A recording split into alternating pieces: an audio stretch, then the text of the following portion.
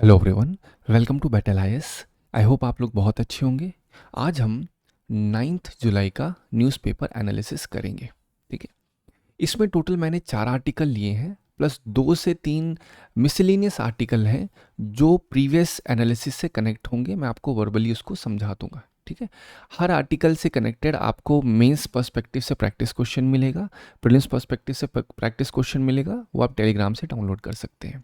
ठीक है, पहला आर्टिकल है यूएस चाइना की जो राइवलरी चल रही है उसमें किस तरीके से रेयर अर्थ एलिमेंट बहुत ही, जिसे REE कहते हैं, वो किस तरीके से बहुत ही अहम रोल प्ले करने जा रहा है या प्ले कर रहा है। ठीक है, इससे कनेक्टेड 2023 प्रीलिम्स में क्वेश्चन आया था कि मोनाजाइट करके क्वेश्चन था। आप नोटिस करेंगे रेयर अर्थ एलिमेंट के रेफरेंस में मोनाजाइट का क्या रेलेवेंस है, पूछा गया था मोनाजाइट कहाँ पाया जाता है, ये क्वेश्चन था। ठीक है, फिर जीएस पेपर 2 2021 में मेंस में सवाल आया था, the USA is facing an existential threat in the form of China that is much more challenging than the erstwhile Soviet Union. ठीक है, अब देखिए सेम इसके जो पॉइंट्स होंगे, इस आर्टिकल के जो पॉइंट्स होंगे, उन पॉइंट्स को आप एज इट इज़ यहाँ इस क्वेश्चन के आंसर लिखने में आप यूज़ कर सकते हैं। अभी जब समझाऊंगा तो आपको एक एग्जैक्ट आइडिया होगा। सेकेंड आर्टिकल है जो जीन एडिटेड राइस होते हैं वो किस तरीके से फॉस्फेट इनटेक को बढ़ा सकते हैं। फॉस्फेट को कोई आप केमिस्ट्री मत समझो, बहुत ही आसान सी भाषा में, जैसे आप खाना खाते हो दाल चावल सब्जी रोटी, सेम उसी तरीके से प्लांट्स को खाना चाहिए होता है। और खाना क्या है, फॉस्फेट एक तरीके से उनका खाना है। बस इतना ही समझिए आप। ठीक है, मैं आपको भी समझाऊंगा, डिटेल नॉलेज हो जाएगी। ये जीएस पेपर 3 एनवायरमेंट कंजर्वेशन के लिए रिलेवेंट है, वहाँ पे एग्रीकल्चर सेक्शन है उसके लिए भी रिलेवेंट है, फूड सिक्योरिटी के लिए भी रिलेवेंट है। जीएस पेपर 2 में जो सोशल सेक्टर्स होते हैं, issues related to social sector, जहाँ पे हेल्थ एजुकेशन लिखा हुआ है, वहाँ पे हेल्थ पर्सपेक्टिव से भी बहुत रिलेवेंट है। ठीक है, आपको कनेक्टिविटी आनी चाहिए। कभी भी आप जीएस के सिलेबस को स्टैंड अलोन अलग अलग मत देखिए, आइसोलेट करके। सबको एक साथ जब आप कनेक्ट करेंगे तो आपको प्रॉपरली समझ में आएगा कि सिलेबस अलग नहीं है बट इंटरडिपेंडेंट है एक दूसरे से। तो जब आप एक आर्टिकल पढ़ रहे हैं तो ज़रूरी नहीं है कि उसमें केवल एक जीएस पेपर 1 से रिलेटेड चीज़ें होंगी, 2 से होंगी, 3 से होंगी, नहीं, उसमें मल्टी डायमेंशनल एस्पेक्ट में होती हैं, क्योंकि वो जो आर्टिकल है that is just opinion of author. ठीक है, और ओपिनियन ऑथर जीएस सिलेबस सोच के नहीं देता है, ओपिनियन वो अपने तरीके से देता है, बहुत ही मिसलेनियस एंड ब्रॉड फॉर्म में। ठीक है, तो जीन एडिटेड राइस से ऊपर बात है। यहाँ पे जीएस 3 1998 में सवाल आया था, what is genetic engineering. What is genetic engineering 2 bar repeat हो चुका है मैं इसमें। ठीक है, इसके पहले भी 90s में आया था सवाल। अब सोचो सर इतना प्रीवियस सवाल लेने का क्या पॉइंट है। पॉइंट ये क्योंकि यूपीएससी रिपीट करता है उससे कनेक्टेड चीज़ें। ठीक है, why is it getting increasingly important these days. ठीक है, अगेन जेनेटिक इंजीनियरिंग की बात हो रही है, अभी भी तो हो ही रहा है ना जेनेटिक इंजीनियरिंग। अब ये जीएस पेपर 3 2019 में सवाल आया था, how can biotechnology improve the living standard of farmer. बिल्कुल सी बात है। अब अगर यहाँ पे मैं बात कर रहा हूँ फॉस्फेट अपटेक की, अगर फॉस्फेट अच्छे तरीके से प्लांट्स में जाएगा तो प्रोडक्शन ठीक होगा, प्रोडक्शन ठीक होगा तो फार्मर्स को एक अप्रोप्रिएट या सूटेबल प्राइस मिलेगा उनकी जो प्रोडक्टिविटी है या उनका जो प्रोड्यूस है। तो उससे क्या होगा, कहीं ना कहीं तो उनका लिविंग स्टैंडर्ड अच्छा ही होगा ना। तो ये कहीं ना कहीं आप कनेक्ट कर सकते हैं आर्टिकल को। नेक्स्ट आर्टिकल है कि किस तरीके से मिलिट्री स्पेंडिंग अगर बढ़ाई जाएगी तो उसका क्या इम्पैक्ट होगा। बढ़ाई जाएगी नहीं, बढ़ तो चुकी है ऑलरेडी, बहुत ही ड्रास्टिक फॉर्म में मिलिट्री स्पेंडिंग बढ़ी है। साथ ही साथ नाटो, जिसे आप लोग नॉर्थ अटलांटिक ट्रीटी ऑर्गेनाइजेशन कहते हो, जो कि एक मिलिट्री अलायंस है, इसमें डोनाल्ड ट्रंप ने बात की है कि भाई साहब अब हम मिलिट्री स्पेंडिंग हमें और बढ़ानी चाहिए। ठीक है, मैं डिस्कस करूंगा, आपको थोड़ा सा फिलोसफिकल कॉन्टेक्स्ट भी डालूंगा कि आपको एक आइडिया लग सके। जीएस पेपर 2 2023 में क्वेश्चन आया था, the expansion and strengthening of NATO, क्योंकि ये जो आर्टिकल है नेटो के ऊपर ही आर्टिकल है ये। ठीक है, यहाँ सिर्फ मैंने की हेडिंग लिखी है बट ये पूरा जो मिलिट्री स्पेंडिंग की बात हो रही है ये नेटो के रेफरेंस में ही चल रही है। नेटो की कुछ कंट्रीज़ हैं, उन्होंने किस तरीके से इसको बोला है कि ये ज़्यादा है, मतलब इतना हम नहीं कर सकते अपनी जीडीपी का। तो वही क्वेश्चन है, the expansion and strengthening of NATO and a stronger US Europe strategic partnership works well for India. ठीक है। Again, what is your opinion about this statement? अब आपको करना क्या है, यहाँ पे जो आपको मैं बताऊंगा उससे आपको यहाँ कनेक्ट करना है कि एक्सपेंड, क्योंकि हमेशा नेटो के एक्सपेंशन और स्ट्रेंथन करने की हमेशा बात की जाती है। इसी वजह से पिछले 3-4 साल से रशिया यूक्रेन चल रहा है। उसमें सबसे बड़ा रीज़न क्या है? नेटो ही तो है। यूक्रेन का मन हुआ कि मुझे क्या ज्वाइन करना है, नेटो ज्वाइन करना है। रशिया ने कहा नहीं ज्वाइन करना, कहता ज्वाइन करना है, कहता नहीं करना। तो बस देखो वही करना नहीं करना के चक्कर में आज सिचुएशन क्या आ चुकी है। अब ऐसा नहीं कि रशिया को कोई ईगो हर्ट हो गया है, रशिया कहीं ना कहीं अपने हाउस, अपना खुद की डोमेस्टिक सेफ्टी भी देख रहा है और साथ ही साथ उसका खुद का इकोनॉमिक इंटरेस्ट भी है। अभी मैं आपसे कनेक्ट करूंगा कि ये आर्टिकल किस तरीके से इससे कनेक्ट हो रहा है, क्योंकि यूक्रेन में अप्रॉक्सीमेटली कितने हजार टन का रेयर अर्थ एलिमेंट के ओर्स है वहाँ पे। तो कहीं ना कहीं ये भी एक इकोनॉमिक इंटरेस्ट है रशिया का। अगर यूक्रेन पे उसका एक स्ट्रांग होल्ड होगा तो रेयर अर्थ उसे और ज़्यादा अच्छे से मिलेंगे, और जब रेयर अर्थ मिलेंगे तो इन रेयर अर्थ एलिमेंट्स का यूज़ करके वो अपनी मिलिट्री इक्विपमेंट्स को, अपने डिफेंस एक्सपेंडिचर को और अच्छे से कर पाएगा। वहाँ पे जो इलेक्ट्रॉनिक सामान है उसको वो और अच्छे तरीके से बना पाएगा, रोबोटिक्स को और एडवांस कर पाएगा। रेयर अर्थ एलिमेंट को मैं समझाऊंगा कितना ब्रॉड लेवल पे इसका यूज़ होता है। ठीक है, कनेक्ट कर रहा है इन शॉर्ट आर्टिकल को। ये नहीं कि आप इसको आइसोलेशन में पढ़ रहे हो, इसको आइसोलेशन में पढ़ रहे हो। मेरा ऑब्जेक्टिव यही है कि अगर मैं आपको वही एज इट इज़ आर्टिकल की चीज़ें बोल दूंगा तो वो फ़र्क नहीं पड़ेगी। मेरा ऑब्जेक्टिव है कि मैं किस तरीके से आर्टिकल्स का इंटरकनेक्शन करवा सकूं। इसका कनेक्शन इससे कैसे आपको पता होना चाहिए, फिर इसका कनेक्शन इससे कैसे है। ठीक है, मैं समझाऊंगा आपको भी सारा। फिर लास्ट आर्टिकल आपका है कि स्टूडेंट लर्निंग किस तरीके से डेफिसिट में जा रही है, मतलब किस तरीके से जो सर्वे हुआ है उस सर्वे में जो बच्चों की लर्निंग स्किल है वो हल्की क्या काफ़ी नीचे आई है एज पर सर्वे। ठीक है, कुछ जो 3rd से 6th क्लास के बच्चे होते हैं वो सही से अभी भी ग्रास्प नहीं कर पा रहे इन चीज़ों को, तो उस चीज़ के ऊपर डिस्कशन करेंगे। उससे कनेक्टेड क्वेश्चन जीएस पेपर 2 2006 में आया था।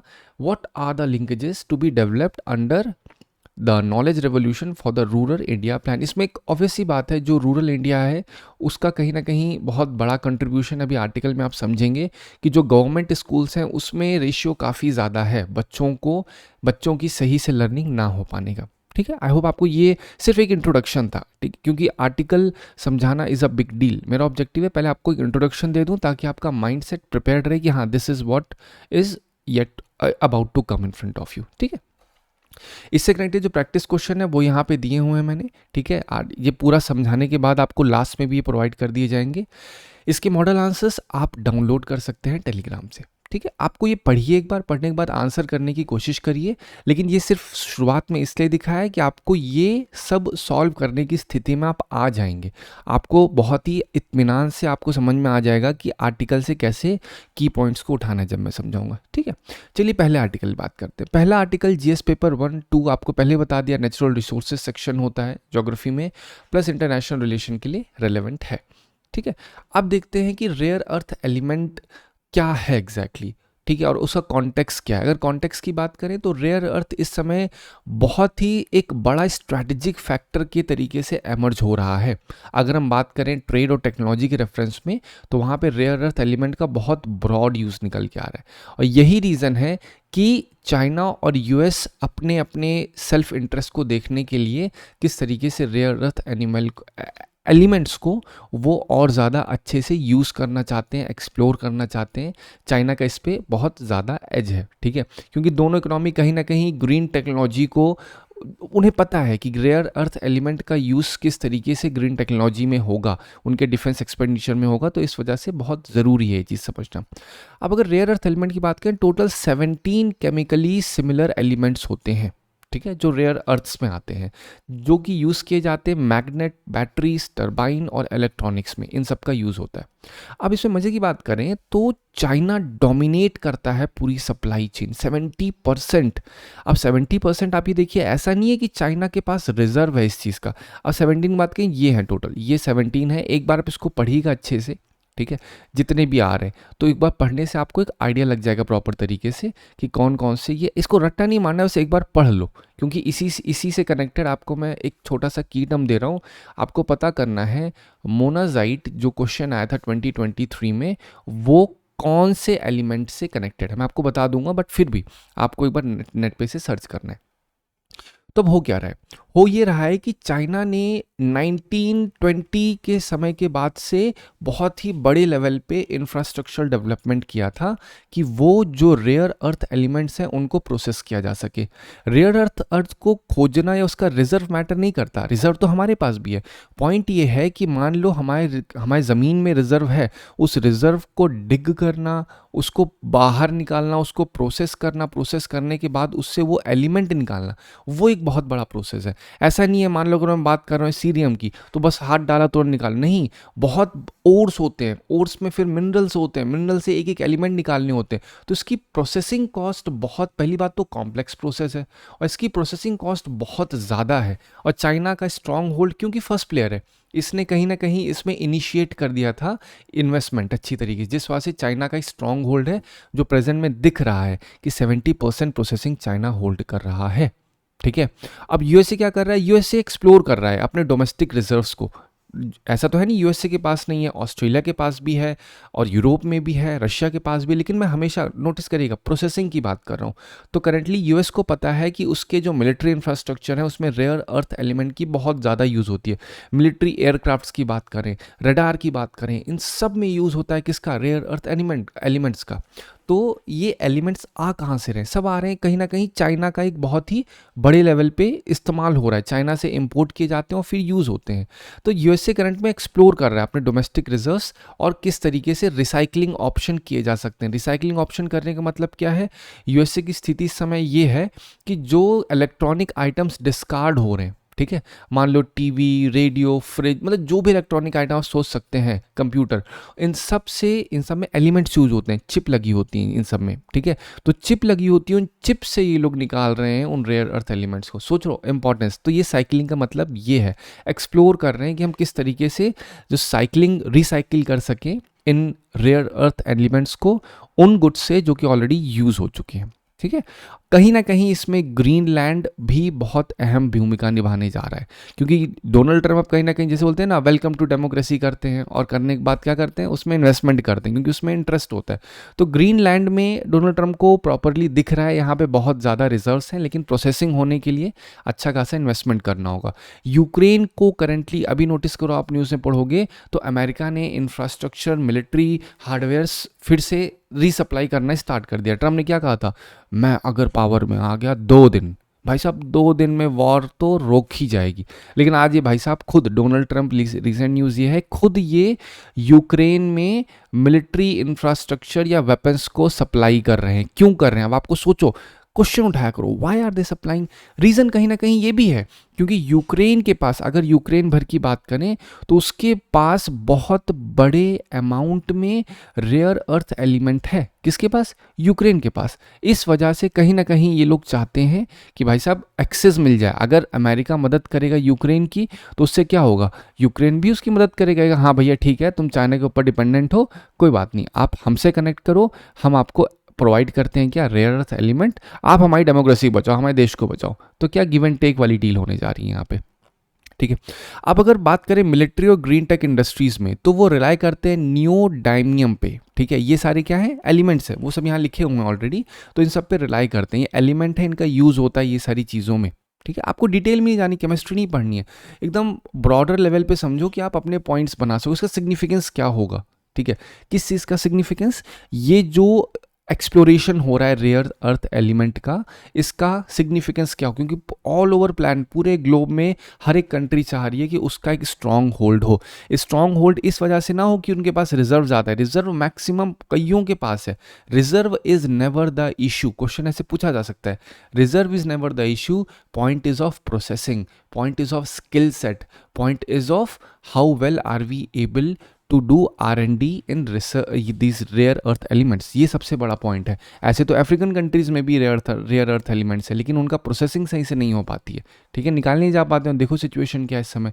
तो इसका सिग्निफिकेंस ये होगा कि जो टेक्नोलॉजिकल डेवलपमेंट है वो बूस्ट होगा और जो क्रिटिकल सेक्टर्स हैं उनमें भी कहीं ना कहीं एक एडवांसमेंट आएगा। ठीक है, किसकी वजह से? अगर रेयर अर्थ एलिमेंट को और अच्छे से एक्सप्लोर किया जाएगा। जो ये एनकरेज करता है डोमेस्टिक रिसर्च को, इनोवेशन को इन मटेरियल साइंस। मटेरियल साइंस क्या है? मटेरियल साइंस जो करंटली आप देख रहे हो, जितनी भी मटेरियलिस्टिक चीज़ें हैं उन सब में जहाँ रेयर अर्थ एलिमेंट्स यूज़ हो रहा है उन सबको एनकरेज करेगा। ठीक है, ये कहीं ना कहीं जो सस्टेनेबल और सिक्योर एनर्जी की तरफ ग्लोबल ट्रांजिशन हो रहा है उसमें सपोर्ट करेगा। ऐसे आंख बंद करोगे ऐसा नहीं हो कल की कल सारी पन्नियाँ गायब हो जाएंगी, सारे जो नॉन रिन्यूएबल सोर्सेज हैं सब खत्म हो जाएंगे। ठीक है, आपको अगर रिन्यूएबल सोर्सेज पे आना है, आपको एनवायरनमेंट फ्रेंडली यूज़ करना है, तो आपको शिफ्ट करना पड़ेगा, और शिफ्ट सस्टेनेबल फॉर्म में होना चाहिए जिसमें इन रेयर अर्थ एलिमेंट्स का बहुत बड़ा एक योगदान होगा। ये एक अपॉर्चुनिटी भी क्रिएट करेगा जिससे जो रिसोर्स रिच नेशन है वो कनेक्ट हो सकते हैं, पार्टनरशिप कर सकते हैं उन नेशन के साथ जहां उनका इंटरेस्ट वेस्ट होगा। ठीक है, जिस एग्जाम्पल की तरह बात करें, जैसे मान लो अफ्रीका की कंट्री है, उनके पास पैसा नहीं है लेकिन उनके पास रिजर्व है, तो ये पार्टनरशिप में आएंगे किसके साथ? लेट्स से इंडिया के पास। अभी आपने देखा था कि प्राइम मिनिस्टर की विजिट हुई थी जितने भी साउथ ग्लोबल में। आपका अब क्वेश्चन ये आपको देखना है कितनी जो 8 कंट्रीज हैं उनके नाम क्या हैं, उससे क्या हुआ है। तो कहीं ना कहीं नरेंद्र मोदी इस चीज़ को चाहते हैं। जब नमीबिया गए थे वहाँ से चीता आए, तो आपको क्या लग रहा है कि चीता बस ऐसे ही आ गए? ये एक डिप्लोमेटिक मॉडल होता है। ठीक है, और अगर हम इंटरनेशनल लेवल पे देखें तो बहुत सारे ऐसे सिनेरियो होते हैं। रशिया मंगोलिया जब हुए थे तो मंगोलिया ने अपनी तरफ से एक डॉग को गिफ्ट किया था, तो ये सब एक डिप्लोमेसी होती है। पैंडा गिफ्ट करता है चाइना अपनी तरफ से to show that we are a good partner. ठीक है, तो ये सारी चीज़ें कहीं ना कहीं एक रेलेवेंस शो करती हैं कि किस तरीके से रेयर अर्थ एलिमेंट एक अपॉर्चुनिटी लेके आता है और एक स्ट्रैटेजिक पार्टनरशिप भी लेके आता है उन नेशंस के लिए जिनके पास रेयर अर्थ एलिमेंट है, पर उनके पास अच्छी खासी लिक्विडिटी नहीं है, फाइनेंस नहीं है। तो ये लोग किससे करते हैं? ये उन कंट्रीज़ के पास करते हैं जिनके पास फाइनेंस है बट रेयर अर्थ एलिमेंट नहीं है। गिव एंड टेक की डील अच्छी खासी हो सकती है। ऑब्वियसली इसका इम्पैक्ट क्या होगा? ट्रेड और इकोनॉमिक पॉलिसी पे इम्पैक्ट होगा। डाइवर्सिफिकेशन को ये और ज़्यादा प्रमोट करेगा। ठीक है, अगर रेयर अर्थ एलिमेंट और अच्छे से प्रोसेस होंगे तो इनका इंपोर्ट और अच्छे से होगा, इंपोर्ट एक्सपोर्ट होगा, तो कहीं ना कहीं फाइनेंस और ज़्यादा डाइवर्सिफाई होगा। अब इससे तुरंत कनेक्ट करो, अच्छा इस चैलेंज क्या हो सकते हैं?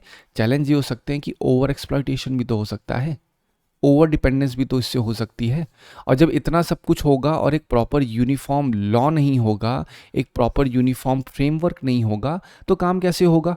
एक होना चाहिए। ठीक है, तो आप अगर आपसे कभी वे फॉरवर्ड पूछा जाए तो वहाँ पे आप ज़रूर लिखिए कि अगर कभी इतना एक्सेसिव लेवल पे रेयर अर्थ एलिमेंट को यूज़ किया जाना स्टार्ट कर दिया जाएगा तो उससे प्रॉब्लम ये हो सकती है। जैसे WTO क्या करता है, वर्ल्ड ट्रेड ऑर्गेनाइजेशन काम क्या है? ट्रेड को मॉनिटर करना, लेकिन अभी भी उसमें बहुत ही ब्रॉड लेवल पे रेयर अर्थ एलिमेंट उतने अच्छे से इंक्लूड नहीं हुए हैं। ठीक है, ये भी बहुत ही अपनी नीश स्टेज में, बहुत ही बेसिक लेवल पे है। इस वजह से ज़रूरी हो जाता है कि अभी से फ्रेमवर्क बनाया जाए इनिशियल लेवल पे। जैसे चाइना ने पहले ही इन्वेस्टमेंट कर दिया था और आज देखो फल मिल रहा है, तो ज़रूरी है कि बजाय सिचुएशन पहले ख़राब हो, इस रेयर अर्थ एलिमेंट पे बैटल स्टार्ट हो, उससे बेहतर ये होगा कि पहले हम एक प्रॉपर एक कोऑपरेशन करना स्टार्ट कर दें। आपने सुना होगा अमेरिका ने टैरिफ लगाया 200%, 300%, लेकिन अभी तक लागू नहीं किया है। अमेरिका ने फिर उसको 1 अगस्त तक पोस्टपोन कर दिया है, क्योंकि अमेरिका को पता है कि अगर चाइना ने रिवर्स किया तो चीज़ें और ज़्यादा दिक्कत में आ जाएंगी। अमेरिका का एक प्रोविंस है कैलिफोर्निया, वहाँ से रेयर अर्थ, मतलब सिचुएशन ये है करंट टाइम में, वहाँ से रेयर अर्थ एलिमेंट्स अगर निकाले जाते हैं, उसके ओर्स निकाले जाते हैं, भेजे जाते हैं चाइना में प्रोसेस करने के लिए। आप सोचो डिपेंडेंस कितनी है, और चाइना से फिर प्रोसेस होके आते हैं वो। आप सोचो सिचुएशन क्या है। तो अमेरिका को पता है कि भैया हम बोल तो दे रहे हैं फ्लो में, लेकिन अगर चीज़ें बैकफायर की और चाइना ने बंद कर दिया अपना ये जो एक्सपोर्ट करना है या रेयर अर्थ एलिमेंट पे उसने लगा दी अच्छी खासी टैरिफ, तब तो हमारे लिए बहुत बड़ी प्रॉब्लम हो जाए, क्योंकि हमारा डिफेंस इंडस्ट्री में बहुत बड़ा ये जो B2 बॉम्बर या जितने सारे वेपन्स ये मिसाइल जितनी चीज़ें बना उसमें रेयर अर्थ एलिमेंट बहुत बड़े लेवल पे यूज़ होता है। तो अगर चाइना ने अपना 70% में से कुछ भी हटा दिया तो चीज़ें तो बहुत गंदी बैकफायर होंगी। तो USA कहीं ना कहीं अभी ये चीज़ नहीं चाह रहा है, इसीलिए 1 अगस्त तक अभी पोस्टपोन कर दिया है USA ने कि भाई साहब ठीक है अभी हम डायरेक्टली लगा रहे हैं, धीरे धीरे करते हैं इस चीज़ को। ठीक है, इससे साइंस और इंडस्ट्री और ज़्यादा डेवलप होगी, रिसाइकलिंग इसकी बढ़ेगी, और जितनी भी ग्रीन टेक्नोलॉजीज़ हैं उनमें और ज़्यादा अपग्रेडेशन आएगा। लेकिन हमेशा ध्यान रखिए, जब भी कोई नई टेक आती है हमेशा वो ऑप्टिमिस्टिक ही होती है, लेकिन हम हम इंसान उसका इतना ओवर एक्सप्लॉइटेशन करते हैं, इतना ज़्यादा हम लोग ऑब्सेस्ड हो जाते हैं प्रॉफिट से कि बस कमाओ, कैसे भी कमाओ, चाहे किसका कितना भी एक्सप्लॉइटेशन हो। तो ये सिचुएशन आती है तो चीज़ें और ज़्यादा ख़राब हो जाती हैं। एक समय था BS2 चल रहा था, BS3, BS4, आज की सिचुएशन ये है कि हम लोग एडवांसमेंट की तरफ जाएं, लेकिन वो एडवांसमेंट आज से 10 साल बाद बहुत ही डिग्रेड हो चुका होगा, तो हम एक नए एडवांसमेंट की तरफ जाएंगे। तो आप इसको लिख सकते हो अपने आंसर में, every advancement in present is always optimistic.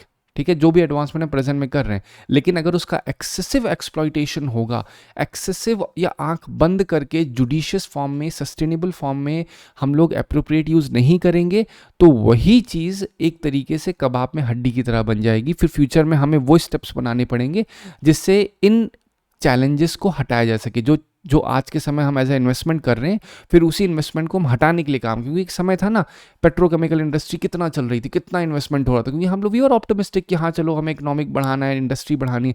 लेकिन आज के समय क्या हो रहा है, पेट्रोकेमिकल इंडस्ट्रीज़ में उतना ज़्यादा नहीं इन्वेस्टमेंट लोग करने की तरफ जा रहे हैं। अभी भी एनर्जी हमारी डिपेंडेंट है उस पर, बट फोकस क्या हो रहा है, फोकस हम लोग कर रहे हैं ग्रीन ट्रांजिशन की तरफ, क्योंकि हमें पता है क्लाइमेट गोल है। क्लाइमेट गोल में जैसे ही मैं बोलूँ आपके दिमाग में तुरंत आना चाहिए UNFCCC। उसमें मैंने आपको बताया था क्योटो प्रोटोकॉल जो क्या करता है, ग्रीन हाउस गैस एमिशन को रिड्यूस करने की बात करता है। फिर पेरिस एग्रीमेंट क्या करता है, पेरिस एग्रीमेंट 2015 में क्या मेन चीज़ लाई गई थी, उसमें मेन चीज़ रखा गया था कि हम लोग ग्रीन हाउस गैस एमिशन तो क्योटो में है, लेकिन जो ग्लोबल वार्मिंग है उसको रिड्यूस करेंगे 1.5 degree Celsius, 2 degree Celsius at least, इससे ज़्यादा नहीं बढ़नी चाहिए। तो ये सब क्या है, पेरिस, जब जैसे मैं कोई टर्म बोलूँ आपका दिमाग तुरंत कनेक्ट करना चाहिए, क्योंकि मैं यहाँ पे आपको सिर्फ इस आर्टिकल से नहीं समझा रहा हूँ, मैं जितना ब्रॉड हो पा रहा है ब्रॉड कर रहा हूँ कि बस एक बार पढ़ो, आप बस सुन लो। आपने अगर ध्यान से सुन लिया है, आई विल मेक श्योर कि वो चीज़ मैं कितनी बार रिपीट करूँ, लेकिन within 1 hour you will feel कि हाँ आपके पास एक नई नॉलेज आई है। ठीक है, ये मैं एश्योर करूँगा। ठीक है, अब अगर गवर्नेंस की बात करें तो ये, अगर रेयर अर्थ एलिमेंट का अच्छी तरीके से ब्रॉडर यूज़ होगा तो कहीं ना कहीं लॉन्ग टर्म पॉलिसी भी उसी हिसाब से बनेगी, गवर्नेंस स्ट्रक्चर भी उसी हिसाब से बनेगा। जैसे इंडिया में आप नोटिस कर रहे हैं क्या हो रहा है, रेयर अर्थ एलिमेंट को अब धीरे धीरे गवर्नमेंट पॉलिसीज़ बना रही हैं, उसके लिए एक प्रॉपर स्कीम्स लॉन्च कर रही हैं जिससे रेयर अर्थ एलिमेंट का और अच्छे तरीके से एनकरेजमेंट किया जा सके, उसकी प्रोसेसिंग ढंग से की जा सके। यही रीज़न है कि इंडिया ऑस्ट्रेलिया में एक अच्छी तरीके से हम लोगों ने एक पार्टनरशिप की थी। ठीक है, फ्री ट्रेड एग्रीमेंट करने की बात की है। जैसे आपको पता है निकल, अब निकल जैसी आ रहा है आपके दिमाग में तुरंत आना चाहिए कि हाँ निकल में सबसे ज़्यादा कौन है। ठीक है, निकल में किस तरीके से ऑस्ट्रेलिया किस तरीके से हमारी मदद कर सकता है, निकल का यूज़ हम लोग कहाँ करते हैं। जैसे ही मैंने बोला यूज़ कहाँ करते हैं, 2025 में क्वेश्चन इसी पे आया हुआ था, निकल से रिलेटेड, निकल का सबसे ज़्यादा कहाँ है, इंडोनेशिया को ऑप्शन में था। फिर ऐसे ही पूछा गया था निकल को यूज़ हम कहाँ करते हैं, कैथोड एनोड बैटरी में। तो आप देख रहे हैं पॉइंट एक है, लेकिन मैं उसमें जो की पॉइंट्स बोल रहा हूँ उसको नोट करते चलिए। ठीक है, जैसे जैसे मेरे दिमाग में आता जाए मैं उस चीज़ को कनेक्ट करके आपको समझाता जाऊँगा। अब ये देखिए 2023 में जो सवाल आया था, monazite is a source of rare earth, बिल्कुल है। Monazite contains thorium, again obviously. Monazite occurs naturally in entire Indian coastal sands in India, again हमें ये चीज़ समझनी पड़ेगी अभी एग्जैक्टली इसको तुरंत। जब कभी भी आप क्वेश्चन को सॉल्व करें तो जो चीज़ श्योर है पहले उसको टिक कर लो। ठीक है, उसके बाद जो लग रहा है नहीं अभी इस पर चर्चा करेंगे तो उसको रोक दो थोड़ा। In India government body only can process और एक्सपोर्ट मोनोजाइट। अब आपको यहाँ पे ये चीज़ थोड़ी सी सोचनी है। ठीक है, कि क्या ऐसा है कि केवल गवर्नमेंट बॉडीज़ कर सकती हैं, एक्सपोर्ट कर सकती है मोनोजाइट, येस और नो। अब इस चीज़ का जवाब करने के लिए आपको सिंपल एक काम करना है। ठीक है, अब इन दोनों ऑप्शन में अगर आप सिंपल बार ये समझो कि क्या naturally entire Indian coastal sand में होगा, क्या सोच के देखो। मतलब मैं आपको एक ब्रॉड टर्म बता रहा हूँ, आप खुद से आप सोचिए। एंटायर कोस्टल में बताने का मतलब ये है कि ये एंटायर कोस्ट में आपको पूरा मोनोजाइट थोरियम मिलने जा रहा है। मतलब ये सिचुएशन तो बहुत ही ज़्यादा एकदम ऑप्टिमिस्टिक हो चुकी है। ठीक है, तो इसका कहीं ना कहीं ये जो Indian government bodies only can process और एक्सपोर्ट मोनोजाइट, तो ये सही होगा। ठीक है, तो इसका सही ऑप्शन क्या होगा, 1, 2 एंड 4। ठीक है, अब monazite is a major source of rare earths and thorium, ये कहीं ना कहीं ये भी सही है। सही इन द सेंस ये इसके बारे में इंफॉर्मेशन है ये। ठीक है, इट जस्ट अ स्टेटमेंट जो मैंने लिख दिया, इट इज़, ये कोई क्वेश्चन नहीं है, ये इससे रिलेटेड मोनोजाइट से रिलेटेड मैंने यहाँ पे चीज़ें लिखी हैं। ठीक है, it yields a number of rare earth elements such as neodymium and praseodymium, this words are so much complex, ठीक है। तो अभी मैं आपसे पूछ रहा था, क्वेश्चन पूछा था कि मोनोजाइट जो है वो कहाँ से मिलता है, कौन से रेयर अर्थ एलिमेंट जो मोनोजाइट है किस तरीके से आता है, तो नियोडाइमियम और प्रेसियोडियम, व्हाट इज दिस रिटन, प्रेसियोडाइमियम, ठीक है। तो ये यहाँ से मिलता है उन लोगों को। तो ये जो दोनों जो हैं आपको रट्टा नहीं मारना है, इनको रटना भी नहीं है, ये सारे के सारे इन वर्ड्स पे कोई उतना रेलेवेंस नहीं है, आप कोई केमिस्ट नहीं हो इन चीज़ों को लेकर के। आपको पॉइंट रखना है कि इसकी ज़रूरत कहाँ होती है, ठीक है। तो दोनों के दोनों बहुत ही ज़्यादा इंटरनेशनली डिमांड में हैं, क्योंकि इससे जो high performance rare earth magnet हैं वो बनते हैं। और जब वो high performance rare earth magnets बनेंगे, वो मैग्नेट्स का यूज़ कहाँ होता है, विंड टर्बाइंस में यूज़ होता है, इलेक्ट्रिक व्हीकल्स, रोबोटिक्स में इसका यूज़ होता है, ठीक है। आई होप आपको ये बात समझ में आ गई होगी। नेक्स्ट क्वेश्चन है, recently there has been a concern over the short supply of group of element of a group of elements called rare earth metals, why, ठीक है। अगेन अब क्वेश्चन क्या है, शॉर्ट सप्लाई है कुछ ग्रुप ऑफ एलिमेंट्स की जिसे हम लोग रेयर अर्थ मेटल कहते हैं, क्यों। China which is the largest producer of this element has imposed some restrictions on their export. हमेशा मैंने कहा कभी भी आप प्रीलिम्स का क्वेश्चन अगर आप देख रहे हैं तो वहाँ पे पहला यही देखिए कि जो स्टेटमेंट दिया है वो बहुत ब्रॉड है या बहुत स्पेसिफिक है। और स्पेसिफिक कब होगा, तब होगा जब एकदम उसमें नाउन प्रोनाउन बहुत ही लिमिटेड डेफिनेशन में लिखे हों, ब्रॉडर ना हो। तो ब्रॉडर कहीं ना कहीं ये एक ब्रॉड है, सम कैन बी एनी, ठीक है। तो ये स्टेटमेंट सही है। Other than China, Australia, Canada and Chile, these elements are not found in any country. अगेन ये कुछ एकदम एनी मतलब क्या किसी और कंट्री में होता ही नहीं भाई, इंडिया में भी तो है और कितनी जगहों पे है, यूएसए में भी है। तो अगर आप एनी लिख दिए दैट मीन्स कि कहीं ना कहीं यूपीएससी खेलता इसी पे है, ब्रॉड या फिर लिमिटेड, इन दोनों डेफिनेशन के हिसाब से वो क्वेश्चंस को फ्रेम कर रहा है। अभी रिसेंट में देखा जाए तो इसी तरीके से कर रहे हैं कि या तो बहुत ही ब्रॉडर मीनिंग दे देंगे या तो एकदम स्पेसिफिक देंगे, कॉन्ट्रैक्टेड देंगे कि आप एकदम समझ ही ना पाओ। Rare earth metals are essential for the manufacture of various kinds of electronic items and there is a growing demand for these element. बहुत ही बेसिक है ये, मैंने आपको पूरा वही समझाया कि रेयर अर्थ मेटल्स का यूज़ इस समय मैन्युफैक्चरिंग करने में किया जा रहा है डिफरेंट काइंड के इलेक्ट्रॉनिक आइटम्स में, उसकी डिमांड भी बढ़ रही है। और डिमांड बढ़ रही है तो आपको ये नहीं रटना किस किस चीज़ की डिमांड बढ़ रही है, आपको मेन पर्सपेक्टिव से जानना है क्यों डिमांड बढ़ रही है और how that demand is being met. तो हाउ जब आएगा तो आपको तुरंत आपके दिमाग में उस हाउ से कनेक्टेड आर्टिकल आना चाहिए। यूएसए चाइना का जो टसल चल रहा है, ठीक है, इंडिया के जो टूर्स चल रहे हैं अफ्रीकन नेशन में या फिर जो साउथ अमेरिकन नेशंस हैं ऑस्ट्रेलिया के साथ, तो उसमें क्या हो रहा है, उसमें मेन ऑब्जेक्टिव कहीं ना कहीं यही है कि हमें जो ग्रीन ट्रांजिशन, हमारी एनर्जी क्राइसिस भी मेट हो सके, साथ ही साथ हम ग्रीन ट्रांजिशन भी कर सकें।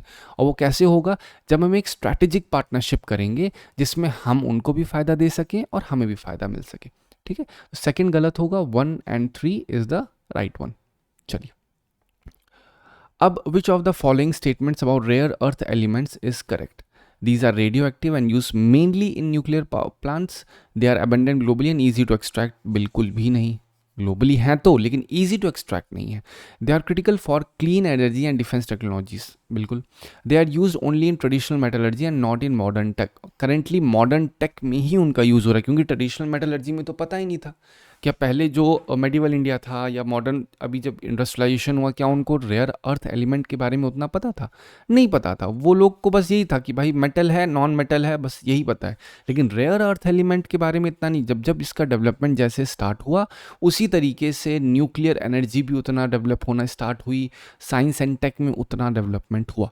आप साइंस एंड टेक का जितना भी सेक्शन पढ़ेंगे, उस सेक्शन में मोर देन 50% जितना भी डेवलपमेंट होगा, अगर वो मटीरियलिस्टिक है। मैं यहाँ पे इंटरनेट की स्पेस की बात, इवन तो स्पेस भी इंक्लूड कर रहा हूँ, इंटरनेट को साइड करके देखा जाए, अगर इंटरनेट भी इंक्लूड करना है ब्रॉडेस्ट मीनिंग में, तो इंटरनेट जहाँ से आता है वो डेटा सेंटर्स में जो चिप यूज़ होती हैं वो भी रेयर अर्थ एलिमेंट की हैं। तो आप देख रहे हैं कनेक्शन क्या है। आप कह सकते हो more than 50 to 60% science and tech आपका रेयर अर्थ एलिमेंट से ही कनेक्टेड है, कीपिंग बायोलॉजी असाइड, ठीक है।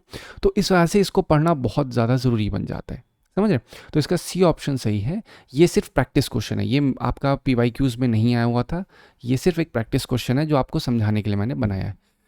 अब नेक्स्ट आर्टिकल बात करते हैं। ये आर्टिकल में ऐसा कुछ स्पेसिफिक नहीं है, लेकिन फिर भी मुझे रेलेवेंट लगा कि आपको एक्सप्लेन कर दूं। अभी प्रीवियसली मैंने एक आर्टिकल एक्सप्लेन किया था ट्राइलैटरल नेक्सस के ऊपर।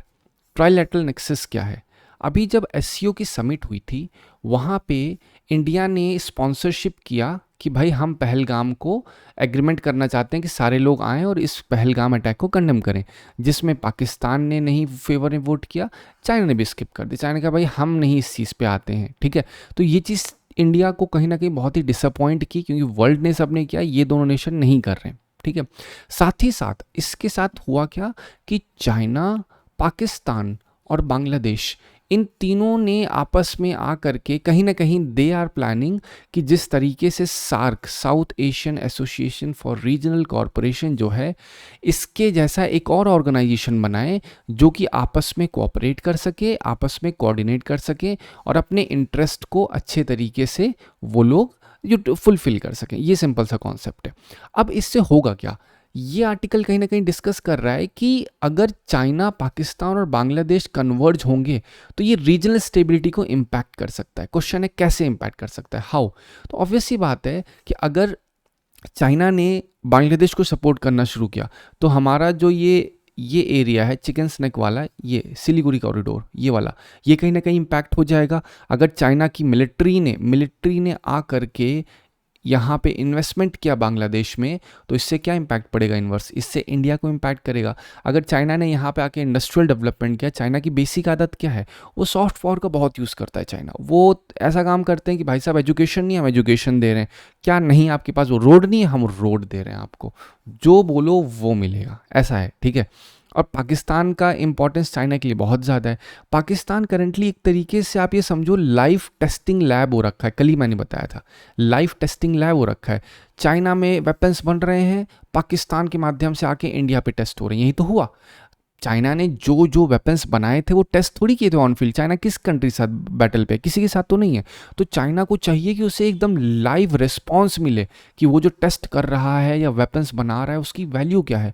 तो उसके लिए सबसे बड़ी ऑप्शन पाकिस्तान है। पाकिस्तान को इक्विप करता है एकदम एडवांस मॉडर्न वेपन से, वेपन सिस्टम से, अच्छे खासे रडार्स देता है। और फिर जब पाकिस्तान उसका यूज़ करता है अगेंस्ट इंडिया, तो चाइना देखता है, एकदम बहुत ही क्लोजली मॉनिटर करता है चाइना कि अच्छा हमने ये एक्स वेपन बनाया था, इस एक्स वेपन का इम्पैक्ट इस तरीके से हो रहा है और इम्पैक्ट उतना अच्छा नहीं हुआ, तो उससे क्या होगा, चाइना और डेवलप करेगा। आपको कल ये समझा रहा था मैं। और अगर अच्छा हुआ तो उसी को चाइना स्पॉन्सर करेगा, एडवर्टीज़ करेगा बाहर दुनिया में, देखो भैया हमने ये एक्स वेपन बनाया था, आप भी खरीदो। तो सोचो चाइना के दो इंटरेस्ट फुलफिल हो रहे हैं। एक तो इंडिया की जो बोलते हैं ना, इंडिया का जो इंटरेस्ट है, इंडिया की जो बिजनेस एनवायरनमेंट है, वो उतना ग्रो नहीं होने देना चाह रहा है, क्योंकि चाइना को पता है कि इंडिया के पास पोटेंशियल है एक सेकंड मार्केट बनने का। अगर चाइना से हटी इंडस्ट्रीज तो इंडिया में आएंगी, इंडिया में आएंगी तो चाइना का लॉस होगा। तो चाइना को सारी चीज़ें पता है। तो इसी वजह से चाइना ऐसे खेल कर रहा है कि पहले तो यहाँ की इकोनॉमिक्स ना बढ़ पाए अच्छे से,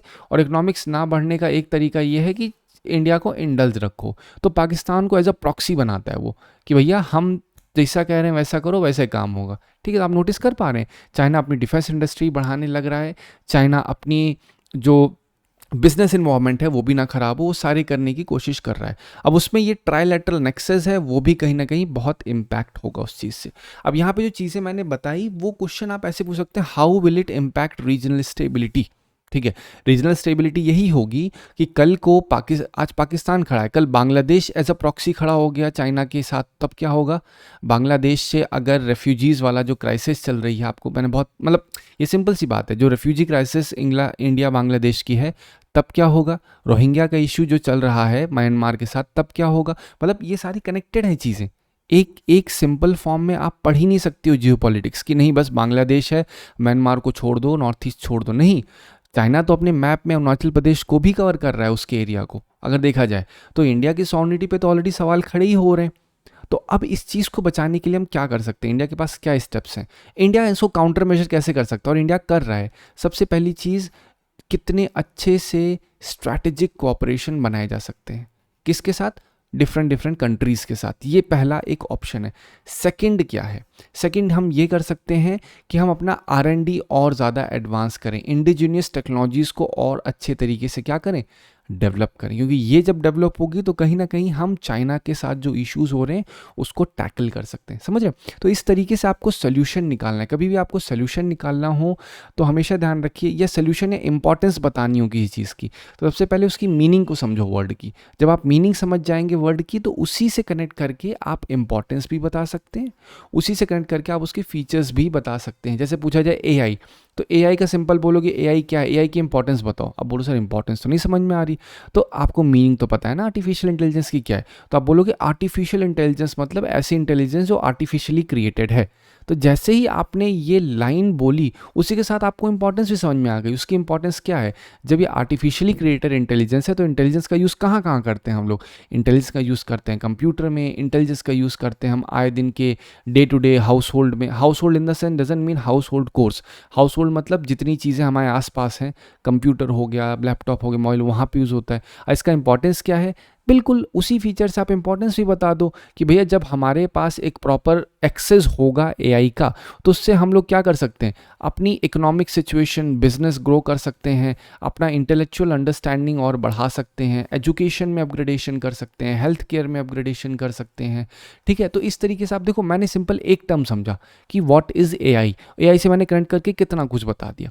ठीक है, तो आपको यही एग्जाम्पल अब सेट करना है, निकालना है इन सारी तरीके। कभी भी आर्टिकल में कुछ भी पूछा जाए पहले उसकी मीनिंग समझ लो, मीनिंग से ही उसके एप्लीकेशन को आप सोचोगे तो आपके अपने आप दिमाग में समझ में आना स्टार्ट हो जाएगा। ठीक है, चलिए नेक्स्ट आर्टिकल जीएस पेपर 2 और 3 के लिए रिलेवेंट है। ठीक है, 2 में एक हंगर से रिलेटेड है और 3 में एग्रीटेक से रिलेटेड है।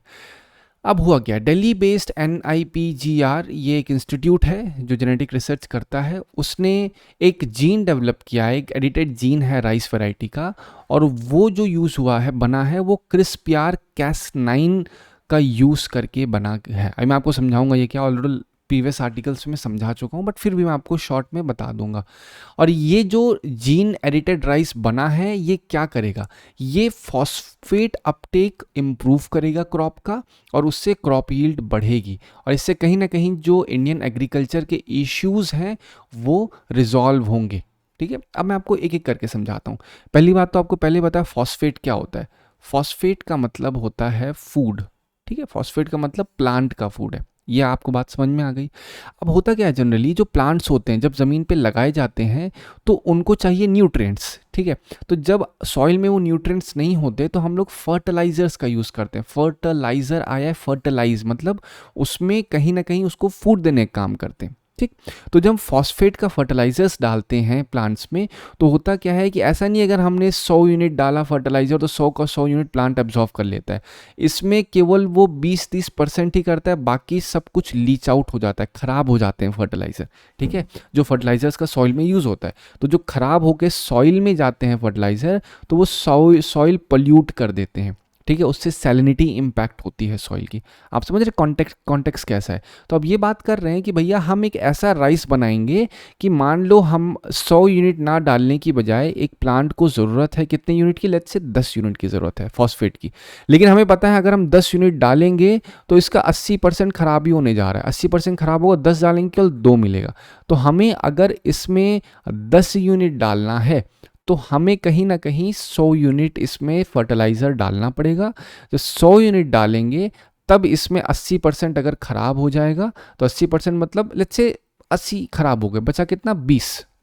और जो 20 बचेगा 20 में से 10 ये ले लेगा, 10 फिर भी तो बच गया, 10 फिर भी क्या हो जाएगा, ये सारा का सारा सॉइल में चला जाएगा। ठीक है, ये तरीका है जनरली अभी जो हो रहा है। लेकिन अब ये जो टेक्नोलॉजी इसमें कह रहे हैं कि भाई साहब ये जो लीच आउट हो जाता है या ये जो सीड होते हैं राइस के, ये लोग एब्जॉर्ब नहीं कर पाते जो फॉस्फेट को, तो उसके अंदर ऐसी उनकी जीन्स को इस तरह से चेंज किया गया है कि वो एब्जॉर्ब अच्छे से कर पाएंगे। तो हमको 100 यूनिट नहीं डालनी पड़ेगी, हम 20 ही यूनिट डालेंगे और वो एब्जॉर्ब कर लेंगे 10, तो 10 ही जाएगा। ठीक है, ऐसा नहीं कंप्लीटली हमने सोल्यूशन निकाले, बट कहीं ना कहीं लिखा क्या है, फॉस्फेट अपटेक बढ़ेगा तो इससे क्रॉप यील्ड भी अच्छी होगी। तो ये जो वेस्टेज हो रहा है ये वेस्टेज कम हो जाएगा, वेस्टेज कम होगा तो सॉइल की सस्टेनेबिलिटी और ज़्यादा अच्छी हो जाएगी। ठीक है, अब देखते हैं CRISPR क्या है, Cas9 क्या है। इसका कैंसर में भी आपने ट्रीटमेंट सुना होगा, बहुत डिटेल में नहीं जाते, आपको सिंपल सी भाषा में समझा देता हूँ। तो अगर होता क्या है कि एक सेल है, ठीक है, एक सेल में आपको मैं सोच रहा हूँ, चलिए आपको राइस के एग्जांपल से ही समझाता हूँ पहले, फिर बॉडी के एग्जांपल समझाता हूँ। अब हुआ क्या, राइस में एक जीन है, लेट्स से एक्स जीन है, ठीक है। वो एक्स जीन का काम क्या है कि एब्जॉर्ब करे किसको, फॉस्फेट को। लेकिन अब वो एक्स जीन फॉस्फेट को एब्जॉर्ब नहीं कर पा रही अच्छे से। तो साइंटिस्ट ने क्या किया, इस एक्स जीन्स को निकाला और निकाल करके इस एक्स जीन को रिप्लेस कर दिया वाई जीन से। और ये वाई जीन्स बहुत ही अच्छे से एब्जॉर्ब कर पाती है फॉस्फेट को। तो वाई जीन को उठा के दोबारा इसमें डाल दिया।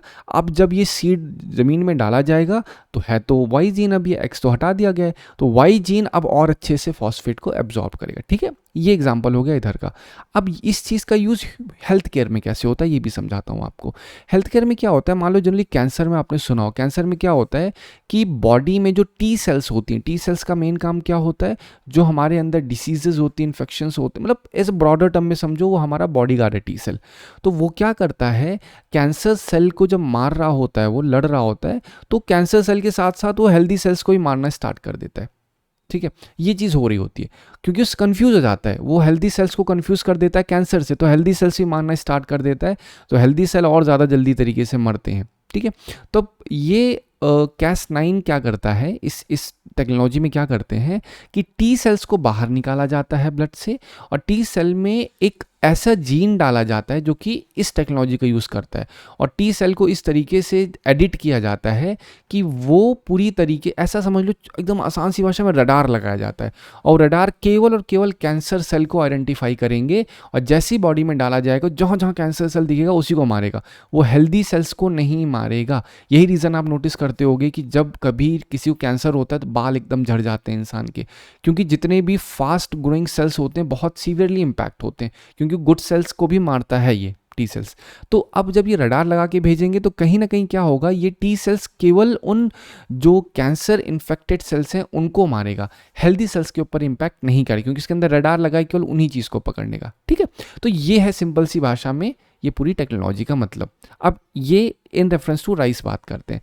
साइंटिस्ट ने क्या किया, एडिट कर दिया इसको, जिससे फॉस्फेट का ट्रांसप्लांट जो है, जिसकी वजह से फॉस्फेट ट्रांसपोर्ट नहीं हो पा रहा था किसमें, प्लांट्स के अंदर में। फॉस्फेट ऐसा तो है नहीं पानी में डाला ट्रांसपोर्ट हो जा, मतलब ज़मीन में डाला और ट्रांसपोर्ट हो जाएगा। ज़मीन में जब फॉस्फेट जाता है तो वो एक जो बोलते हैं ना प्लांट में, मान लो ये एक ऐसे रूट गया हुआ है, तो रूट से जाता है शूट में, फिर शूट से रिटर्न होके आता है। तो ये जो एग्जैक्ट उसका जीन है, ये जीन, उस जीन को हटा के उन्होंने एडिट कर दिया है कि अब फॉस्फेट का इनटेक और अच्छे से होगा और ट्रांसपोर्टेशन अच्छे से हो गया। तो जीन एडिटेड राइस है, उसने फॉस्फेट को और अच्छे से एब्जॉर्ब, जो रिजल्ट में शो हुआ है कि 40% हाइयर यील्ड होगी अगर फॉस्फेट, ये जीन एडिटेड फॉस्फेट का हमने जीन एडिटेड राइस का यूज़ किया है हमने, तो उससे कहीं ना कहीं 40% बढ़ेगा, क्या प्रोडक्शन बढ़ जाएगा उससे। इससे कोई भी फॉरेन डीएनए का यूज़ नहीं किया गया है, ठीक है।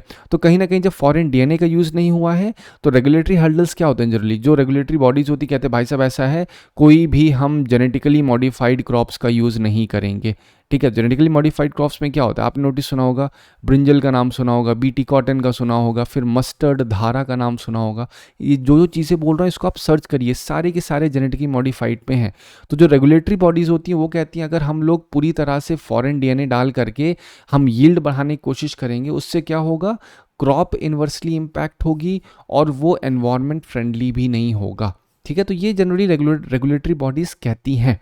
लेकिन अब जब इसमें फॉरेन डीएनए यूज़ नहीं हुआ है तो जो रेगुलेटरी बॉडीज़ का हर्डल होता है वो कहीं ना कहीं कम हो जाएगा इस चीज़ से। और इससे इस पूरे जो जीन एडिटेड राइस है इसने बहुत ही पोटेंशियल दिखाया है कि किस तरीके से हम अपना प्रोडक्शन बढ़ा सकते हैं। साथ ही साथ जो रिसोर्स पुअर रीजन होते हैं, मतलब कुछ ऐसे रीजन जहाँ पे एटलीस्ट थोड़ा तो एब्जॉर्ब हो ही रहा है फॉस्फेट, कभी ऐसे भी एरियाज़ होते हैं जहाँ पे खेती तो होनी ज़रूरी है लेकिन वहाँ पे क्या है, वहाँ पे न्यूट्रिएंट्स नहीं है, रिसोर्सेज उतने नहीं है। तो वहाँ पे अगर जीन एडिटेड राइस का यूज़ करेंगे तो फॉस्फेट का यूटिलाइजेशन अच्छा होगा, तो यील्ड भी और अच्छा होगा, ठीक है। सिग्निफिकेंस क्या है, वही मैं आपको ऑलरेडी मैंने इन थ्योरी समझा दिया, डिपेंडेंस हमारी रिड्यूस होगी फर्टिलाइज़र पे, एनवायरमेंटल रन ऑफ, मतलब जो ये फॉस्फेट डाला गया इतना, उसमें से 10 यूनिट यूटिलाइज होकर बाकी तो वेस्ट ही होगा, पानी में जाएगा, ग्राउंड वाटर ख़राब करेगा। तो ये चीज़ इम्पैक्ट करता है। इसीलिए आप सुनते हो वाटर में TDS का लेवल आजकल इतना क्यों बढ़ चुका है, इतने न्यूट्रिएंट्स आ चुके हैं उसमें, हार्ड वाटर हो चुका है, इसी वजह से आप सोच रहे हो हेयर फॉल लोगों का कितना ज़्यादा बढ़ चुका है। सब इंटरकनेक्टेड हैं चीज़ें कहीं ना कहीं। इससे food security and farm profitability और बढ़ेगी, इंडिया की पोजीशन एग्रीकल्चर बायोटेक्नोलॉजी में और ज़्यादा एनहेंस होगी। ठीक है, ये कहीं ना कहीं एनकरेज करता है किस चीज़ों को, एक सस्टेनेबल फार्मिंग गोल्स को। सस्टेनेबल फार्मिंग गोल्स में क्या है, हम लोग ऑर्गेनिक चीज़ों का यूज़ करें, पहला पॉइंट। दूसरा पॉइंट है हम लोग पेस्टिसाइड्स का कम यूज़ करें, हम लोग फर्टिलाइजर्स एक्सेसिव कम यूज़ करें। तो उसमें कहीं ना कहीं उसके एक गोल, फर्टिलाइज़र का एक्सेसिव यूज़ रिड्यूस होगा इन सारी चीज़ों से।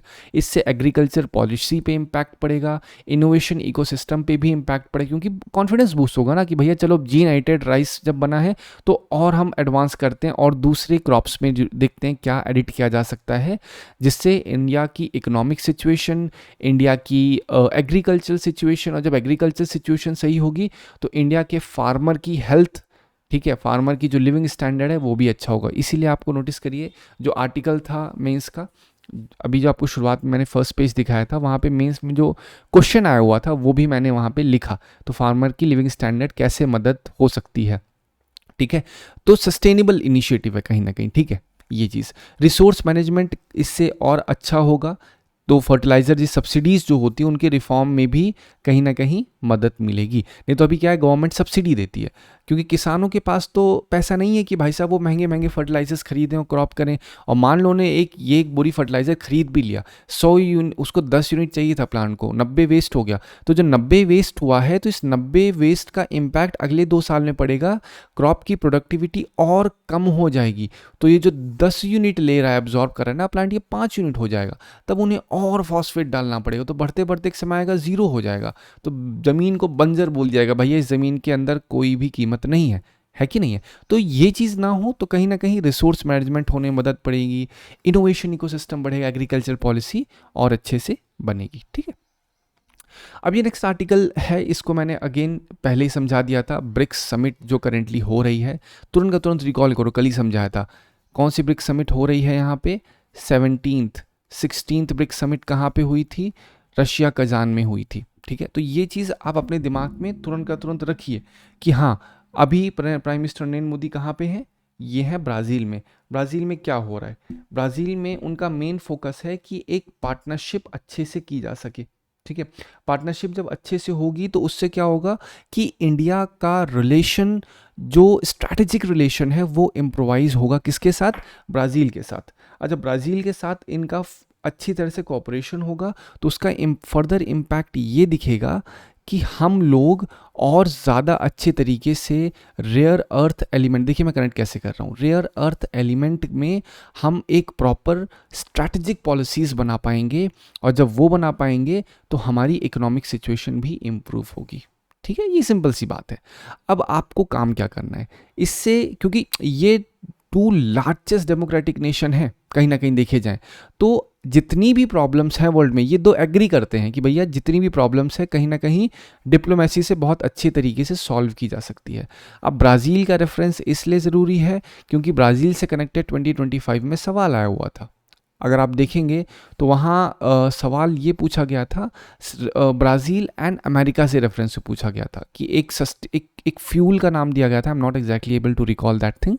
आप 2025 का इसी बार का पेपर देखेंगे, ठीक है, जब मैं पढ़ा रहा था बच्चों को, वहाँ पे वो चीज़ आई थी कि ब्राज़ील ज़्यादा प्रोड्यूस करता है।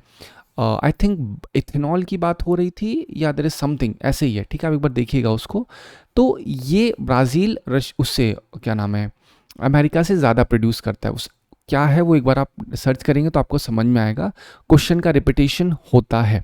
तो जो 6 एग्रीमेंट हुए हैं, 6 एग्रीमेंट हुए हैं, किस किस पे, रिन्यूएबल एनर्जी में हुए हैं, कॉपरेशन ऑन कॉम्बैटिंग टेररिज्म पे हुए हैं, इंटेलेक्चुअल प्रॉपर्टी पे हुआ है, agriculture and protection of classified information पे हुआ है।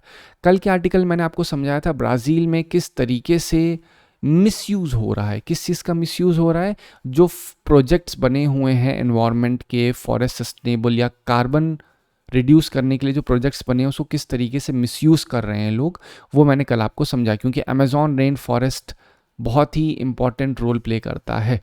तो कार्बन क्रेडिट में किस तरह से रेलेवेंस है ब्राज़ील की, वो भी निकल के आती। कार्बन क्रेडिट मतलब क्या होता है, जब कार्बन का एमिशन एक कंपनी बहुत ज़्यादा करती है और दूसरी कंपनी उतना एमिशन कम करती है, तो जो कम कर रही है उसके पास कार्बन क्रेडिट मिलता है।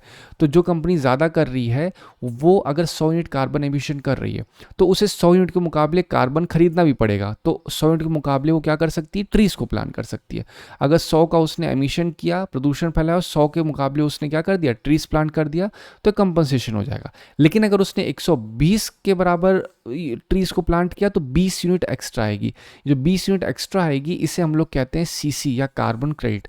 इस 20 यूनिट को बेच सकता है दूसरे लोगों को जिनके पास कार्बन क्रेडिट कम पड़ रहा है, ताकि उनके ऊपर कोई पेनल्टीज ना लगे। ठीक है, ये सिंपल सी चीज़ है।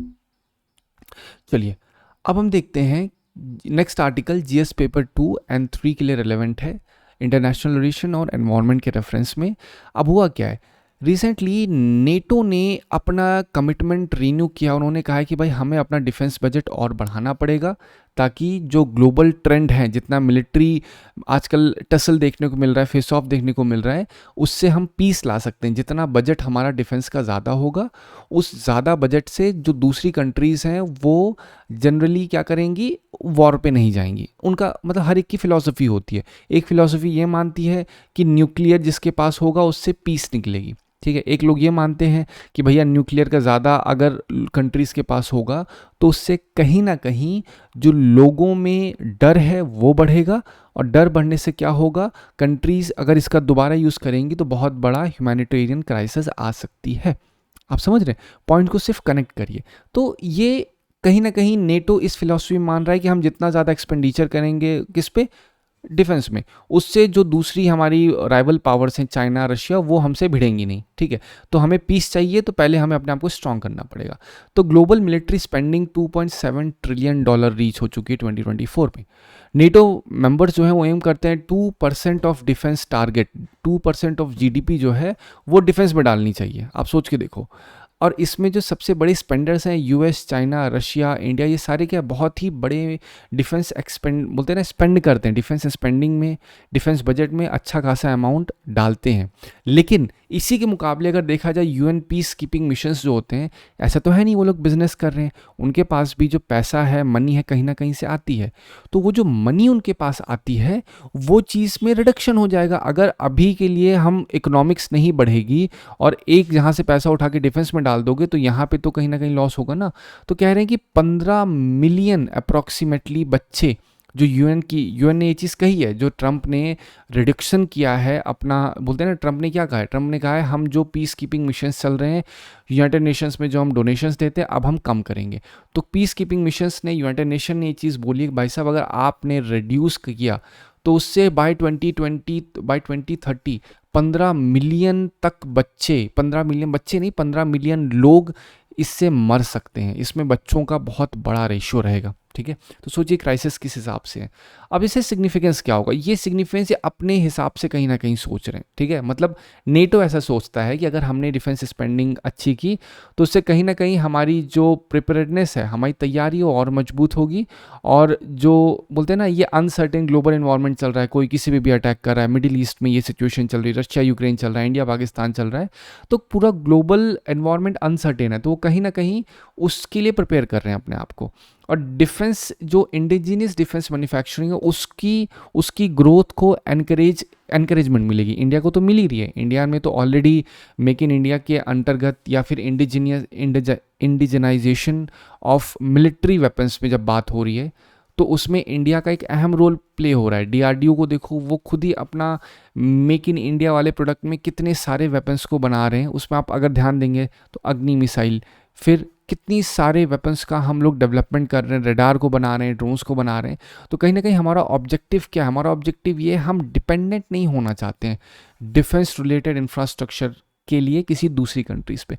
तो कहीं ना कहीं ये शो करता है कि किस तरीके से डिफेंस स्पेंडिंग एनकरेज होगी कि हमें अपना इंडिजीनियस सब कुछ मैन्युफैक्चर करना है इस अनसर्टेन ग्लोबल इन्वायरमेंट में, क्योंकि हर एक के टाइज बदलते हैं एज पर इंटरेस्ट। चाइना आज इधर खड़ा है, कल उधर खड़ा हो जाएगा। यूएसए आज हमारे इंटरेस्ट में है, कल पाकिस्तान के इंटरेस्ट में चला जाएगा और उसका प्रॉफिट वहाँ उसे दिखेगा। इससे R&D और एडवांस होगा साइबर सिक्योरिटी में, सर्विलांस में, स्ट्रैटेजिक टेक्नोलॉजीज में। इंटरनेशनल डिफेंस कोलैबोरेशन अलायंसेस और ज़्यादा इससे मजबूत होंगे, रीइंफोर्स होंगे, ठीक है। इम्पैक्ट बजट प्लानिंग पे इम्पैक्ट होगा। कैसे बजट प्लानिंग इम्पैक्ट होगी? क्योंकि ऑब्वियस सी बात है भैया, पब्लिक एक्सपेंडिचर और जो होते हैं वो डिफेंस पे होते हैं, वेलफेयर पे होते हैं। तो अब अगर डिफेंस स्पेंडिंग बढ़ने की बात हो रही है तो उससे कहीं ना कहीं क्या होगा कि वेलफेयर स्कीम से पैसा निकाला जाएगा, वो इम्पैक्ट करेगा कहाँ पे? डिफेंस पे आएगा। तो जब वेलफेयर स्कीम से पैसा नहीं जाएगा तो जो वल्नरेबल सेक्शन है, ऐसी पॉपुलेशन जो कि अभी भी पुअर है, जिसके पास प्रॉपर तरीके से फूड या फिर शेल्टर नहीं है, उन पे इम्पैक्ट पड़ेगा। इससे ग्लोबल रिलेशन पे इम्पैक्ट पड़ेगा। जो इंटरनेशनल डिप्लोमेसी है जो वो इम्पैक्ट आएगा। इससे किस चीज़ से इम्पैक्ट आएगा? अगर ये डिफेंस स्पेंडिंग बढ़ती है और अच्छे से बढ़ाई जाती है तो इससे इम्पैक्ट क्या होगा? इंस्टीट्यूशनल रोल, अगेन वो मैंने आपको पहले बता दिया, जो ग्लोबल इंस्टीट्यूशन है उनका रोल, उनका फंक्शनिंग अफेक्ट होगी। जिस तरह से यूएन ने ऑलरेडी बोला है कि यूएन के जितने पीस कीपिंग मिशंस है, चाहे यूनिसेफ की बात करें, ठीक है, चाहे यूनेस्को की बात करें, जितने भी मिशंस चल रहे हैं यूएन की तरफ से, सब के सब इम्पैक्ट हो जाएंगे अगर उनके पास डोनेशन कम आया। और डोनेशन कम क्यों आएगा? क्योंकि वही डोनेशन उठा के अब डिफेंस स्पेंडिंग में करने की बात हो रही है, ठीक है। चलिए, next article GS paper 2 education के लिए रिलेवेंट है। यहाँ पे एक पोर्टल परख राष्ट्रीय सर्वेक्षण हुआ है जिसमें लर्निंग बहुत ही क्रिटिकल गैप निकला है, क्रिटिकल लर्निंग गैप्स दिखे हैं इंडियन स्कूल एजुकेशन में। पर्टिकुलरली बात की जाए मैथमेटिक्स और लैंग्वेज में बहुत ज़्यादा लर्निंग गैप्स हैं। अगर नेशनल असेसमेंट की बात करें जो स्टूडेंट्स ग्रेड 3, 6, 9 में हैं, उनमें सारे गैप्स दिखे हैं। तो इसमें टोटल 2.15 करोड़ बच्चों का असेसमेंट हुआ 781 डिस्ट्रिक्ट से, जिसमें पंजाब, केरला, हिमाचल प्रदेश ने टॉप किया है। केंद्रीय विद्यालय जो है, जो केंद्रीय विद्यालय आप सुनते हो, उसकी परफॉर्मेंस बहुत ही लो थी इन ग्रेड 3 मैथ्स में बात की जाए। जो मेजॉरिटी ऑफ बच्चे थे वो स्ट्रगल कर रहे थे नंबर सिस्टम में, कॉम्प्रिहेंस सही से नहीं कर पा रहे थे। क्योंकि इंसान पढ़ाई क्यों करता है? पढ़ाई का मेन रीज़न होता है टू डेवलपमेंट ऑफ पर्सनैलिटी, ठीक है। अब जैसे मैं बोल रहा हूँ डेवलपमेंट ऑफ पर्सनैलिटी, तुरंत आपके दिमाग में पॉलिटी कनेक्ट होनी चाहिए कि पॉलिटी भी मैंने एक ही चीज़ आप क्वेश्चन कई बार रिपीट हुआ है कि आपको लिबर्टी का क्या मतलब है। लिबर्टी का मतलब ये पूरी आज़ादी बिना किसी रेस्ट्रिक्शन के नहीं। लिबर्टी का मतलब होता है डेवलपमेंट ऑफ वन सेल्फ। तो कहीं ना कहीं एजुकेशन भी डेवलपमेंट करता है होलिस्टिक पर्सनैलिटी में, ठीक है। तो ये एजुकेशन कहीं ना कहीं इन बच्चों में नहीं हो पा रहा है ढंग से, ठीक है। अब ये जो डेटा निकला है, इससे हमें सिग्निफिकेंस क्या है इस डेटा का, इससे इसकी इंपॉर्टेंस क्या है? इस डेटा ने हमें ये बताया कि हमें क्या एग्जैक्टली फोकस करना है, ठीक है। हमें क्या, किस तरीके से फाउंडेशनल लर्निंग पे और ध्यान देना होगा। कौन से गवर्नमेंट स्कूल में कितनी प्रॉब्लम है, डेटा एनालिसिस करने में हमें मदद मिली है इस चीज़ से। अब डेटा एनालिसिस की जैसी बात हो रही है, तुरंत आपके दिमाग में सेंसस आना चाहिए। कल मैं समझा रहा था सेंसस का क्या रोल है। 2027 में सेंसस हो रहा है, उसको क्या इंपॉर्टेंस होगा? उसका इंपॉर्टेंस ये होगा कि जो पब्लिक सर्विस डिलीवरी है वो इम्प्रूव हो जाएगी। जब पब्लिक सर्विस डिलीवरी इम्प्रूव होगी, क्यों इम्प्रूव? क्योंकि यहाँ पास डेटा आ जाएगा। तो आपको ऐसे ही कनेक्ट करना है, ठीक है। इस डेटा से जो अभी सर्वेक्षण हुआ, इससे हमें इंटरवेंशन, टारगेटेड इंटरवेंशन करने में मदद मिलेगी as per new education policy 2020। Teachers को एम्पावर करेगा, एडमिनिस्ट्रेशन को कहीं ना कहीं ये और अच्छे से स्ट्रेंथन करेगा, ठीक है। ये जो पूरा डेटा है, क्योंकि ऐसा तो है नहीं डेटा लेके हम बैठ जाएंगे, इसका रिस्पॉन्स भी तो देंगे ना।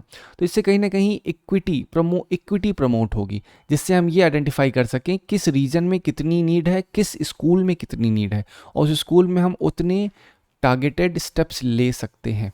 इम्पैक्ट स्कूल गवर्नेंस पे होगा, ठीक है। कैसे? मान लो यहाँ पे इतने बच्चे बैठे हैं, इन 2 बच्चों को सही से लर्निंग नहीं हो पा रही है, लेकिन इनका डेटा है हमारे पास। तो स्कूल में क्या होगा? रिमीडियल लर्निंग्स की जाएगी, ताकि भाई साहब आपको हम अच्छे से दोबारा पढ़ाएं। कि अगर आप स्कूल के बाहर निकलो, अगर 3rd क्लास में हो तो लगना भी तो चाहिए 3rd क्लास के मुकाबले नॉलेज है। नॉलेज आपके पास LKG की भी नहीं हो, 3rd क्लास में हो। तो ये चीज़ें कहीं ना कहीं बहुत ज़्यादा ज़रूरी हो जाती हैं। तो इससे रिमीडियल लर्निंग प्रोग्राम्स और ज़्यादा इम्प्रूव होंगे, एनकरेज होंगे। टीचर ट्रेनिंग की और ज़्यादा डिमांड इसमें होगी, और टीचर ट्रेनिंग जितनी ज़्यादा अच्छी होगी, उससे इन बच्चों की जो बेसिक लर्निंग है, बेसिक लर्निंग में क्या है, मैथमेटिक्स, कॉम्प्रिहेंशन, इन्फ्रेंसेस, ये सब और ज़्यादा इम्प्रूव होगी। असेसमेंट रिफॉर्म्स को भी मदद मिलेगी, पॉलिसी मॉनिटरिंग करने में भी कहीं ना कहीं इसमें एक अपग्रेडेशन मिलेगा। ठीक है, ये सारे इम्पैक्ट होंगे। किस चीज़ के इम्पैक्ट होंगे? ये जो सर्वेक्षण हुआ है उसका किस तरीके से यूटिलाइजेशन हो, कहीं ना कहीं एक ऑप्टिमिस्टिक तरीके से आप इस चीज़ को समझ सकते हैं। Last article GS paper 3 environment conservation के लिए रेलेवेंट है। तो जो ग्रेट हॉर्नबिल है, ठीक है, ग्रेट हॉर्नबिल को हम लोग स्टेट बर्ड ऑफ केरला भी कहते हैं, उसको स्पॉट किया गया है कहाँ पे? कोस्टल एक्जीमाला रीजन में, जो कि कहीं ना कहीं टिपिकल फॉरेस्ट हैबिटेट से दूर है। तो इसकी वजह से, क्योंकि जनरली हॉर्नबिल कहाँ होते हैं? जंगलों में है, लेकिन ये एक्जीमाला का रीजन है, ये जंगलों से दूर है। तो इसकी वजह से जो वहाँ के लोग हैं उनके अंदर एक क्यूरियोसिटी आ गई। जो कंजर्वेशनिस्ट हैं उन्होंने सोचा भाई ये मतलब हॉर्नबिल अब यहाँ पे भी दिख रहा है, मतलब हमें अपनी कंजर्वेशन प्रायोरिटीज ज़्यादा बढ़ानी होगी। दो ही रीज़न हो सकते हैं, या तो जहाँ पे हॉर्नबिल्स हैं वहाँ पे उनको प्रॉपर फूड नहीं मिल पा रहा है, पहला रीज़न। ठीक है, दूसरा रीज़न ये हो सकता है कि इन सर्च ऑफ फूड वो लोग दूसरे एरिया को माइग्रेट कर रहे हैं। तो कंजर्वेशन प्रायोरिटीज़ को भी ये शो करता है। की डिटेल्स क्या है? हॉर्नबिल को एंडेंजर्ड स्पीशीज़ के अंडर डाला गया, आईयूसीएन की Indian wild life protection act schedule 1 में डाला गया। शेड्यूल 1 में डालने का मतलब ये है कि इसमें कोई भी ट्रेड नहीं हो सकता, इसकी हंटिंग नहीं हो सकती है, पूरी तरीके से प्रोटेक्टेड स्पीशीज़ है। ठीक है, कहाँ पाया जाता है ये डेंस फॉरेस्ट में पाया जाता है, साइलेंट वैली अरालम में। ठीक है, अब कहीं ना कहीं जो बोलते हैं ना बर्ड की प्रेजेंस है कोस्टल एरिया में, ये कहीं ना कहीं इकोलॉजिकली सिग्निफिकेंट भी देखी जा रही है। तो पहले तो मैंने आपको एक चीज़ बताई कि यहाँ से अगर वो आई हैं माइग्रेट करके अपने मेन नेचुरल हैबिटेट से, तो क्या वो निगेटिव फॉर्म में देखा जाए या पॉजिटिव फॉर्म में देखा? निगेटिव फॉर्म तो ये बताया कि या तो फूड नहीं है वहाँ पे, पॉजिटिव फॉर्म ये देखा जाए कि हॉर्नबिल और एक्सप्लोर कर रही है, उनकी पॉपुलेशन और ज़्यादा बढ़ रही है। तो ये अगेन ये एक कहीं ना कहीं इसका एनालिसिस होना बहुत ज़्यादा ज़रूरी है। ठीक है, इसकी सिग्निफिकेंस क्या है? ये दोबारा जो केरला में इकोलॉजिकल डाइवर्सिटी है, हैबिटेट कनेक्टिविटी है, उसको दोबारा से ये अपग्रेड करता है, उसको दोबारा रीइंफोर्स करने की बात करता है। ठीक है, इस आर्टिकल में डिस्कशन होता है कि जो केरला की इकोलॉजिकल डाइवर्सिटी है उसको और अच्छे से हमें रीइंफोर्स करना होगा। जो लोकल कम्युनिटी पार्टिसिपेशन है उसको और अच्छे से एनकरेजमेंट करने की बात हो रही है, जिससे बायोडाइवर्सिटी अवेयरनेस हो सके, इन हॉर्नबिल्स को अच्छे तरीके से सेफगार्ड मिल सके। ठीक है, इनका जो नेचुरल हैबिटेट्स है, अगर उन पे कोई डेंजर है तो उन डेंजर को एनालाइज किया जाए और उसको प्रॉपर तरीके से टैकल किया जाए। ठीक है, कहीं ना कहीं ये एक बायोलॉजिकल इंडिकेटर की तरह से सर्व होती हैं चीज़ें, कि इकोलॉजी जो इकोसिस्टम होती है उसकी हेल्थ को दिखाता है, मूवमेंट ट्रेंड दिखाता है बर्ड्स का। ठीक है, जो हॉर्नबिल शो हुई है इससे कहीं ना कहीं बायोलॉजिकल इंडिकेटर भी तो है ना। जनरली पाई कहाँ जा रही हैं? जो आपको मैंने बताया साइलेंट वैली, अब वहाँ से कोस्टल एरियाज पे दिख रही हैं, तो इसका मतलब क्या है? ये एक बायोलॉजिकल इंडिकेटर है कि इकोसिस्टम की हेल्थ कैसी है, सर्व्स, या तो वो पॉजिटिव है या तो वो निगेटिव है। तो पॉजिटिव निगेटिव क्या है वो प्रॉपर एनालिसिस करने पे ही पता चलेगा। ठीक है, अब इसका इम्पैक्ट क्या होगा? इम्पैक्ट इसका यही होगा कि वाइल्ड लाइफ मॉनिटरिंग और ज़्यादा बढ़ेगी। जो कंजर्वेशनिस्ट हैं, जितने भी वाइल्ड लाइफ मॉनिटर करने वाले लोग हैं, वो और ज़्यादा अच्छे तरीके से मॉनिटर करेंगे कि भाई साहब ऐसा तो है नहीं कि हमने चलो केवल कोस्टल एरिया में कहीं, ऐसा तो नहीं और ज़्यादा एक्सपैंड कर रहे हैं हॉर्नबिल। तो ये कहीं ना कहीं मॉनिटरिंग बढ़ाएगा, कंजर्वेशन की स्ट्रैटेजी जो है वो और ज़्यादा एनकरेज होगी, जिसमें कोस्टल और नॉन फॉरेस्ट रीजन भी इंक्लूड किया जाएगा और एक प्रॉपर बायोडाइवर्सिटी प्लान बनाने की तरफ एक फर्दर स्टेप्स लिया जाएगा। पब्लिक का एंगेजमेंट, क्योंकि पब्लिक के एंगेजमेंट के बिना कुछ भी नहीं हो सकता, तो अवेयरनेस इससे कहीं ना कहीं बढ़ेगी।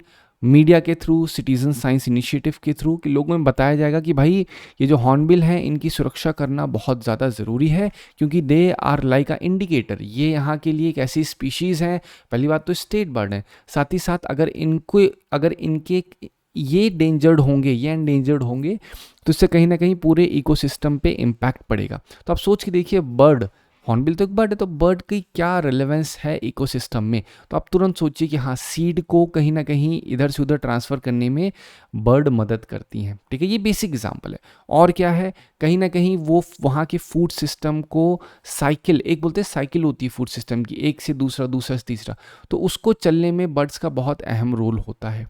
ठीक है, चलिए, ये अगेन आपको शुरुआत में मैंने दिखा दिया था जो मेंस के क्वेश्चंस हैं।